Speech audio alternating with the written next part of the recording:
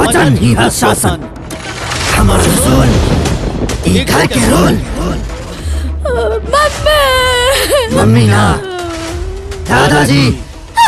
नमस्ते प्रणाम, आप सब देख रहा बानी भोजपुरी प्लस। ता आज लेके आ गए बानी आप सबके बीच में चिंटू की दुल्हनिया ट्रेलर रिव्यू, जो कि रिलीज़ हो चुकल बा देसी धुंस यूट्यूब चैनल पर, जोना में प्रदीप पांडे चिंटू, यामिनी सिंह, शिल्पी राघवानी और भी अनेकों कलाकार बारे। डायरेक्टर बारे चंदन सिंह जी। तो कहानी बा एगो ऐसन दादा पोता के जो कि अपन घर में दादा के हुकूमत से तंग बा। जी हाँ, पोता जोन बा अपन दादा के हुकूमत से तंग बा। ओकर कहना बा कि बियाह तो हमार 15 साल पहले करा देले, लेकिन गावना आज ले न करा रहा बड़े। ए बात से वो दुखी बा।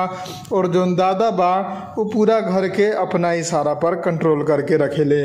तब जोन चिंटू बा वो गावना करावे खातिर ई साजिश करेले कि कोनो लड़की से चक्कर चला लिया जा तो घर वाला देखी कि चाल चलन ठीक ना बा, तब एकर गावना करा दिहल जाओ। लेकिन तबे जब ओकर दादा के पता चलेला कि ओकर केनू चक्कर चला था, तो ओकरे से ओकर शादी करावे खातिर तैयारी हो जाला। जी हाँ, जोना बाद सब केहू फिर परेशान हो जाला कि अब तो यहाँ शादी करावे जा रहा बड़े। तभी अचानक हो जाला दादाजी के मृत्यु, और मृत्यु हो जाला तो चिंटू बहुत खुश होला कि अब जहाँ बियाह करे के बा में उहें बियाह करम और सब कुछ अच्छा से हो जाई।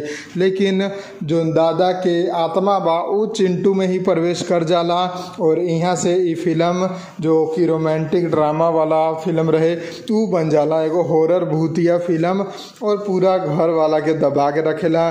चिंटू के अपन गर्लफ्रेंड से रोमांस तक न करे देवेला, और पूरा घर में मरला के बाद भी अपन शासन चलावेला।